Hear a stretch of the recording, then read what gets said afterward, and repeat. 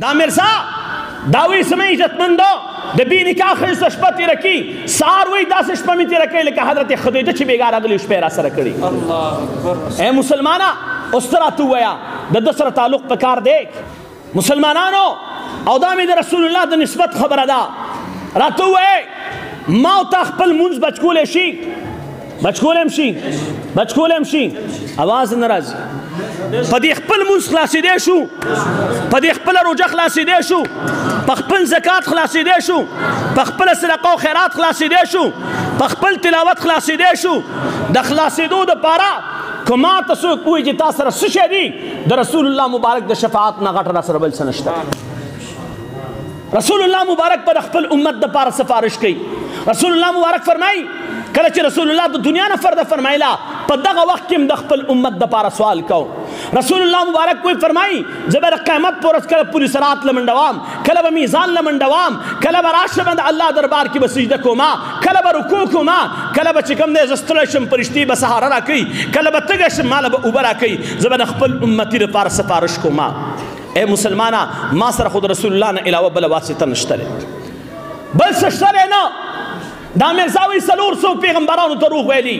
دا مرزا به عیسی علیه السلام ته شرابي وی تاسو نه تپوس کوم څوک چې وایي ستا پلار شرابي دی ته د هغه سره خبرې کوې هغه سره تعلق ساتي او که د یو سړي پلار په رښتینې شراب څکي او دا وایي چې دا شرابي دی او تا ته ووایه چې ستا پلار خو شرابي دی ته د شرابي بچی راته ووایه د ده سره ته خبرې کوې څه ورکې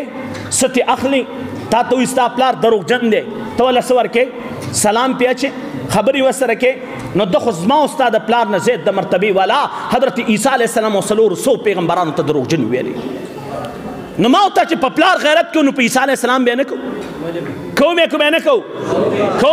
کوو ای مسلمانه دا مرزا وی د عیسی علیه السلام پلار هم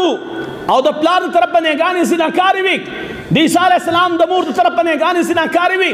او ودا د زناکارو ښځو اولاد دی راته ووایه چې عیسی علیه السلام میندو ته د عیسی علیه السلام مور او نیګانو ته زناکاري ویلي دا مسلمان کیدی شي چې څوک وایي عیسی علیه السلام د زناکارو ښځو اولاد دی دا مسلمان کیدی شي د ده سره ناسته پکار ده تعلق ورسره پکار دی اخیستل خرڅول دې پکار دي که تا او ماله د سوني غر راکوي بیا ورسره تعلق ساتل پکار دي. ای خلکو د ایمان خبره ده دا مرزا دا وایي سمې عزتمندو د بی نکاح ښځه شپه تېره کړي سهار وایي داسې شپه مې تېره کړې لکه حضرت خدیجه چې بېګا راغلې شپه یې راسره کړي. ای مسلمانه اوس ته راته ووایه د ده سره تعلق پکار دی پکار دی سودا پې اخیستل پکار دي سودا پې خرڅول پکار دي لاس میناول ورسره پکار دي دکان کې ورته زیب سمول پکار دي کورسۍ ورته پرېښودل پکار دي. دا مسلمانه دا نن زما مسلمان روډ کوي اوید په دې امړه یخ شوی بیا وایي الله پاک زما کټ ته راځي ما سره الله زنا کوي راته ووایه الله پاک ته زناکار نسبت وکړو دې سړي سره تعلق پکار دی مسلمانانو دا مرزایان